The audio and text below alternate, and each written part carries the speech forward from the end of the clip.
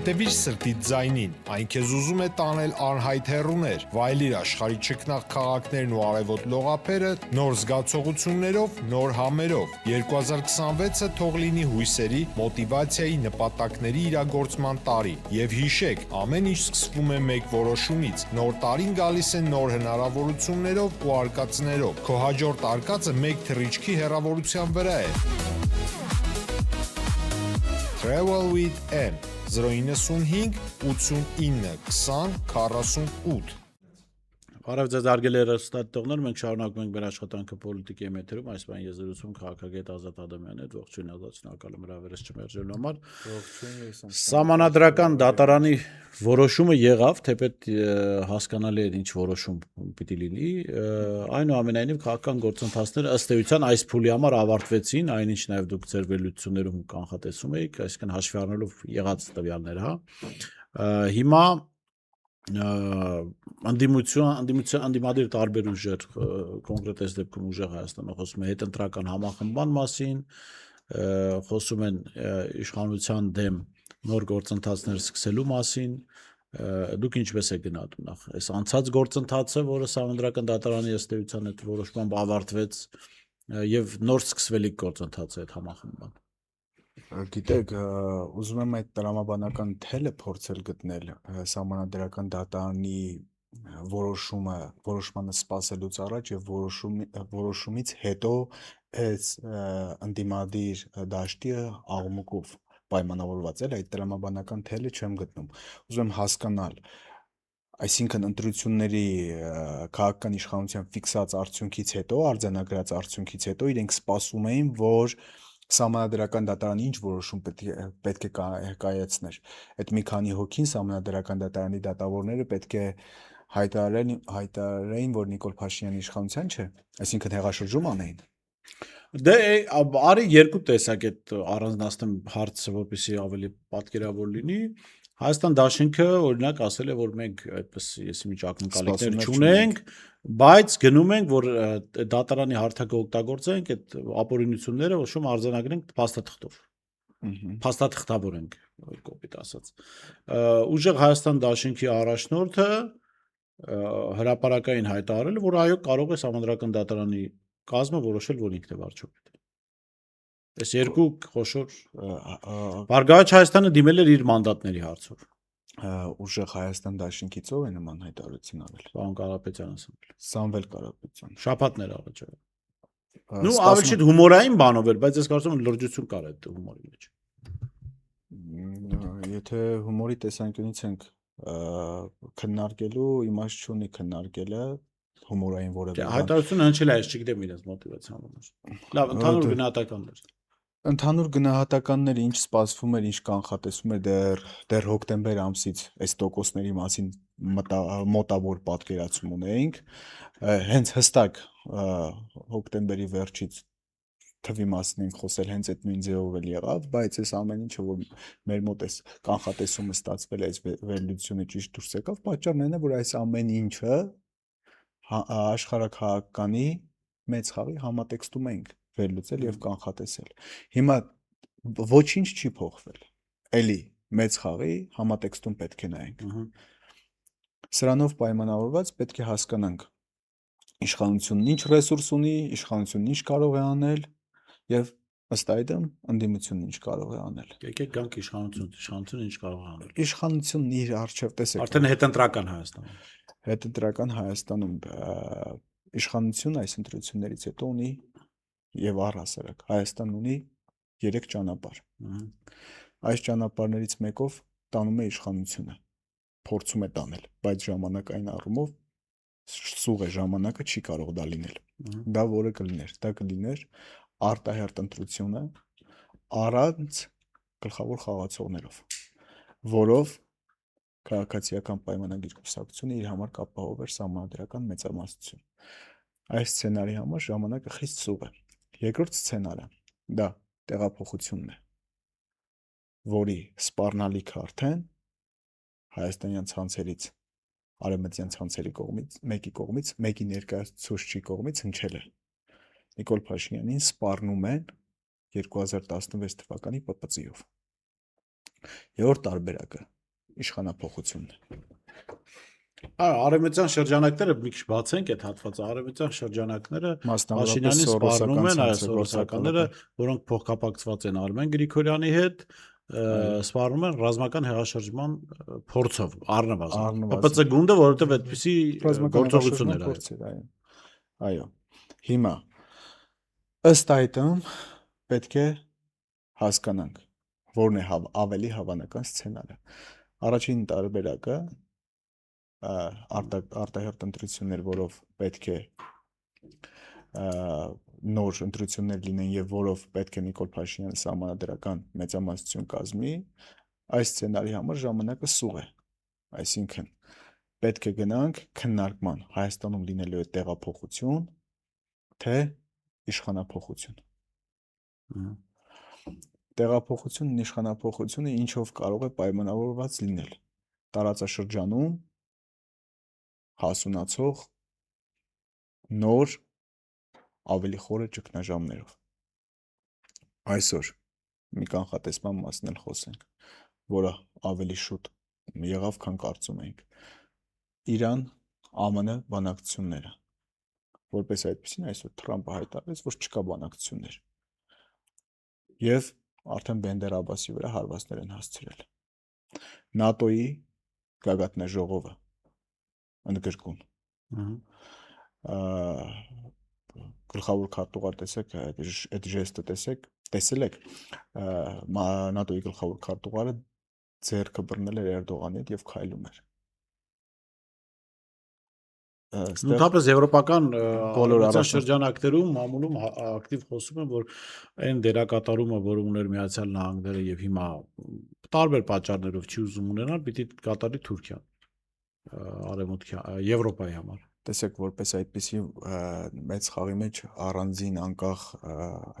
այսինքն աշխարհաքաղաքական սուբյեկտ Եվրոպա եւ Թուրքիա գոյություն չունի։ Հասկացա, մենք հասկանում ենք, չէ՞, Միացյալ Նահանգների չի դուրս գալիս։ Դուրս է գալիս, որպեսզի Ռուսաստանի դեմ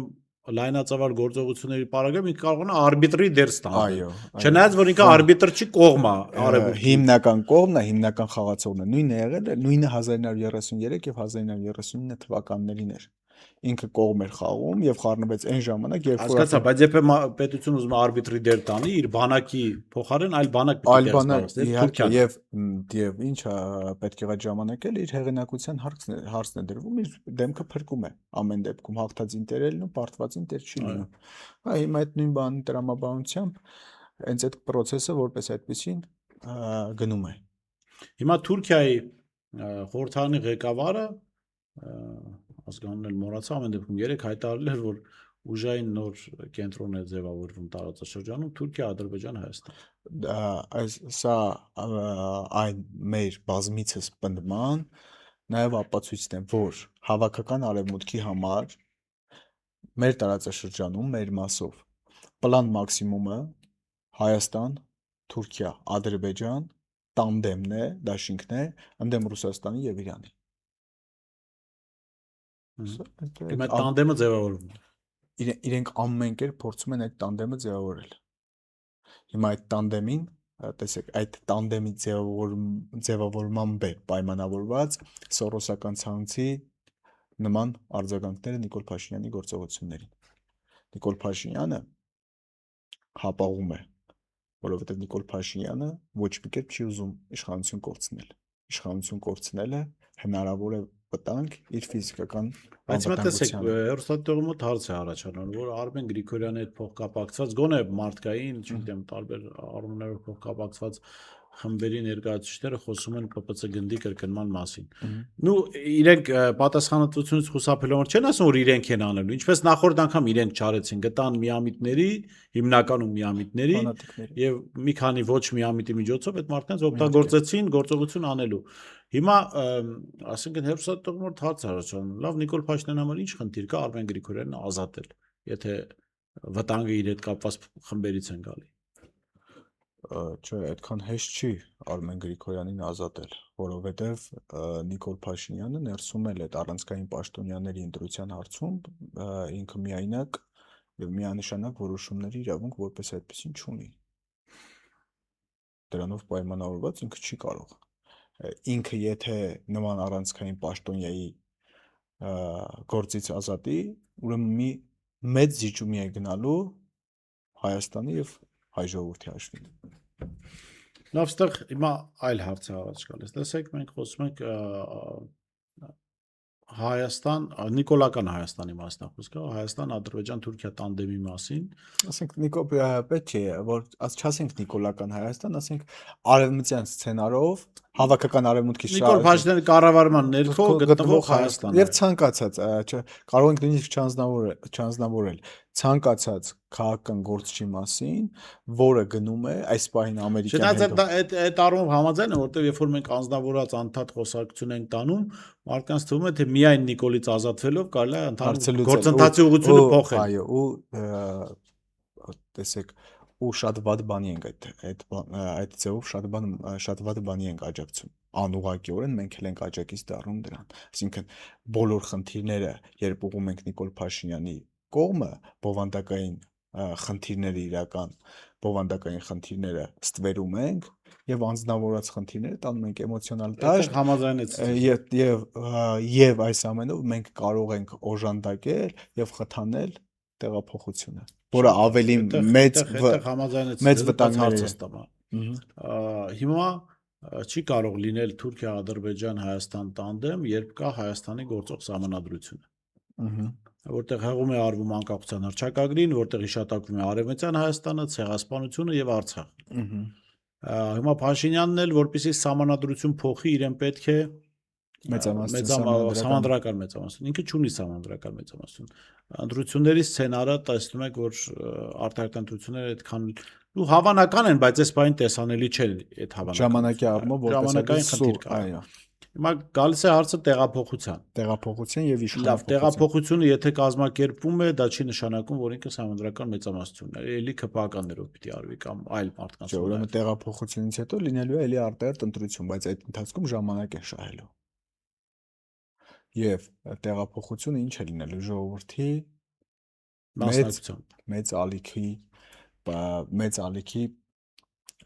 մեծ ալիքով են անելու այդ ամեն ինչը, այսինքն առանց ժողովրդի մեծ ալիքի չի լինելու տեղափոխություն, իսկ ժողովրդի, տեսեք, հետ գնանք պատմության նոր շրջան, էլի 1648 թվականից այդ լեգիտիմություն կոչվածը ժողովրդի պահանջն է, այսինքն դու ժողովրդի պահանջով ցանկացած հակապետական քայլի կարողանում ես ցանկացած քայլի դու կարողանում ես լեգիտիմություն տալ, այլը թե ասենք 20000 հավաքված ժողովրդին դու կարողանում ես ներկայացնել ամբողջ ժողովրդի կամքը եւ այդ 20000-ի պահանջին տալիս ես լեգիտիմություն։ Հիմա կանք մի սցենարի, որը կարծում որոշակի առումով կուլիսներում քննարկվում է, Նիկոլ Փաշինյանը գալիս է խորհրդարան այդ նախաձեռնությամբ եւ ինքը ասել է, չէ, սեպտեմբերին աղետալի պատերազմ է լինելու եւ ասում է սիրելի ժողովուրդ, մենք ունենք այս նախաձեռնությունը, այս նախագիծը, որը պետք է ընդունվի, որպեսզի չլինի պատերազմ։ Մենք դնում ենք քվեարկության։ Հիմա կամ ընդդիմությունը միանում է, քվեարկում է մեզ, որպեսզի չլինի պատերազմ, կամ ընդդիմությունը տապալում է այս գործընթացը եւ պատերազմի պատասխանատվությունը մնում է իրենց վրա։ Կարող է այսպես սցենար լինել եւ ինչ պիտի անի այս դեպքում ընդդիմությունը։ Ինչ պետք է անի ընդդիմությունը, ուղղակի չեմ ուզում անձնավորել հավաքական ընդդիմությունը որպես այդպեսին պարտվել է։ Դե հասկացանք, բայց խորհրդարանում են, չէ՞։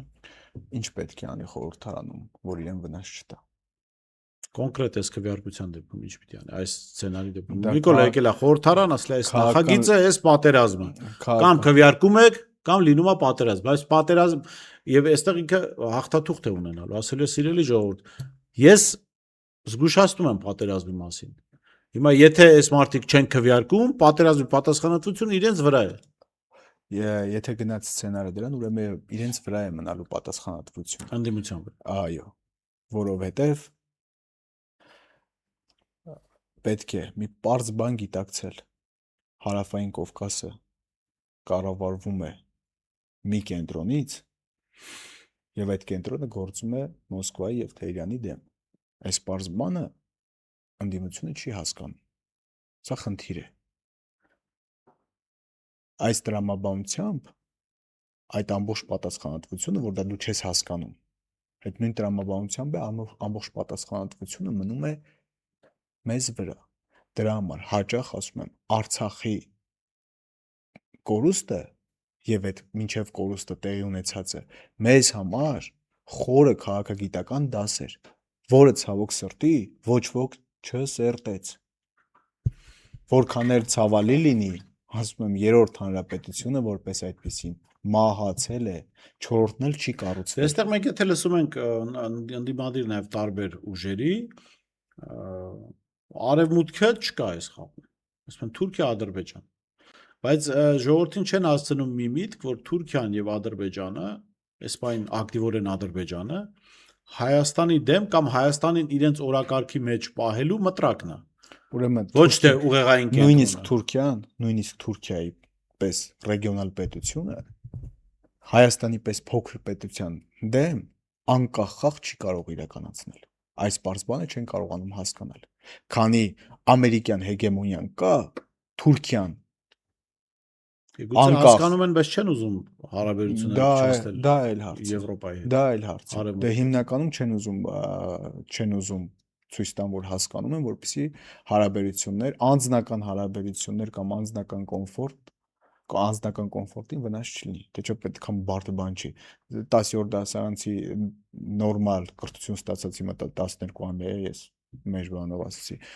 նորմալ 10-ամյա կրթություն ստացած մարդը կարող հասկանար Ադրբեջանի դերը, Թուրքիայի դերը եւ հավաքական արևմուտքի դերը։ Մա լավ, արդյոք ասում եք իշխանափոխություն։ Մի սցենարել իշխանափոխություն։ Բայց իշխանափոխությունը կարող է տեղ ունենալ այս դասավորվածությամբ, թե քաղաքական վերադասավորումներ պիտի լինեն հատկապես ընդդիմադիր դաշտում։ Այս ընտրությունները մի կարևոր բան է արձանագրել եւ ոչ միայն այս ընտրությունները։ Ուրեմն ձևավորված ֆորմալ քաղաքական դաշտից դուրս մի ստվար զանգված կա, որը ոչ կողմ է պայմանական ասած էլի, որ ավելի եւ նաեւ պատկերավոր կլինի։ Ոչ կողմ է երրորդ հանրապետությանը, որը մեծ առումով այսօրվա խորհրդարանական եւ արտախորհրդարանական երևացող ընդդիմությունն է, ճիշտ է։ Հիմնական հատվածը ճշգրտում անենք, կողմ չէ առանց Արցախի երրորդ հանրապետությանը, որովհետեւ Արցախի իմաստ էր տալիս։ Երրորդ հանրապետությունը Նիկոլ Փաշինյանի ներկայացրած չորրորդ հանրապետությունից, այո, տարբերվում էր Արցախով։ Դա չի քննարկվում, այո։ Ուրեմն ժողովուրդը ոչ կողմ է երրորդ հանրապետությանը, ոչ կողմ է չորրորդ հանրապետությանը իր դեմս Նիկոլ Փաշինյանի։ Այսինքն մի ստվար հատված կարող է X պահի որոշիչ դեր ունենալ։ Եվ սա ուժեղացնում է բարդ իշխանափոխության սցենարը։ Տեղափոխության սցենարը շատ պարզ եւ հեշտ սցենար է։ Իշխանափոխության սցենարն է շատ բարդ լինելու, բայց բարդ լինելուն զուգահեռ նաեւ օգնող գործոններ կան։ Եվ այս գործոններից մեկը ընտրողների այդ ստվար զանգվածն է։ Հայ ժողովրդի մի ստվար հատվածն է։ Բայց այդ շատ ստվար է արդյոք 1.5 միլիոնը մասնակցել է ընտրության մոտ։ Մի մաս ընտրել է երրորդ հանրապետությունը, մի մաս ընտրել է չորրորդ հանրապետությունը։ Իհարկե, մի ստվար հատված էլ դե մի որքան ընտրող ունենք։ Ասում են 2.5 միլիոն, բայց արդյոք այդքան է։ Դե լավ 200,000 էլ բան անենք, քչացնենք։ 2 միլիոն 200,000 1 միլիոն ու կես դե համահավասար թիվ է գալիս էլի։ Եվ այս ամեն ինչից հիասթափվածներ կլինեն այս ընթացքում։ Եվ կմիանան այդ ստվար հատվածին։ Եվ սա իհարկե որոշիչ կլինի։ Բայց քաղաքական վերադասավորումներ պիտի լինեն։ Իհարկե, արմատական վերադասավորումներ։ Եվ արմատական փոփոխություններ։ Շատ լավ։ Նիկոլ Փաշինյանի վերջին գործողությունների իշխանության։ Գագիկ Ծառուկյանի դեմ այդ ուժային գործողությունը դա իշխանության լավ վիճակի մասն է խոսում, թե վատ։ Լավ եւ վատ։ Այսինքն լավ ամուր զգացող եւ թույլ զգացող։ Այնտեղ ախր նույնիսկ գեոպոլիտիկայի մեջ մարդկային գործոնը պետք է հաշվի առնենք եւ մարդկային էմոցիաները եւ մարդկային անձնականը։ Ինչի չենք այս ամեն ինչը վերլուծում կամ այս ամեն ինչի մասին խոսում մարդկային էգոյի կամ մարդկային եսի համատեքստում։ Անձնական վիրավորանք եւ նման Բայց պատասխան։ դա իրեն պլյուս է տալիս թե մինուս է։ Սա տեսեք Որտեվ այնուամենայնիվ պետական իշխանության բանն է, չէ, իր կա մոտ։ դա ինչ կա, Ուժն է իր ձեռքին։ ինչ կա, իշխանությունը ոնց պետք է օգտագործում։ Իր անձին են կպել, անձին են վիրավորել, ինքը ունի ստատուս, վարչապետի ստատուս։ Եվ վարչապետի ստատուսը թույլ է տալիս իշխանությունն օգտագործել։ Հիմա այս ձևով է, Բայց կարելի է ասել, որ բացարձակ իր անձին պարտված մեկի հետ գործ ունենք, որովհետև բացարձակ իր անձին նախորդ իշխանությունների ժամանակ էլ օրինակ լինում էին միջադեպեր, երբ երկրի ղեկավարին վիրավորողը պատժվում էր, բայց գոնե իրավապահներով չէին անում, այսինքն որպեսզի պետությունը ուղիղ չկապվի դրա հետ։ Սա, այսինքն խնդիրել չի տեսնում, որ իր անձը կապեն այս ամեն ինչի հետ։ տեսեք ինքը այլևս հասել է մի վիճակի, որ միայն պետական ինստիտուտներն է կարողանում գործի դնել։ Այսինքն դա նաև խոսում է իշխանության անկայունության մասին։ Այսինքն խալխուլ է Ես դրա իշխանությունը։ մասն եմ ուզում խոսել։ Իշխանությունը դրա համար խալխուլ է։ Դրա համար փաթեթավորվել է հակապետական գործունեություն, հարկեր թաքցնել, չգիտեմ, այլև այլ հանցանքներ եւ հանցանքներ, այդ ամեն ինչը դրանով է փաթեթավորված, որպիսի այդ փաթեթավորումը արվել է նրա համար, որպիսի տվյալ հատուկ ծառայությունները լեգիտիմություն ունենան, այդ բառն օգտագործենք, լեգիտիմություն ունենան գործելու։ Ուրեմն բան Ձյումայի 20 տարի անց վեպում մի հետաքրքիր դրվագ կա, այնտեղ դահիճը փորձում է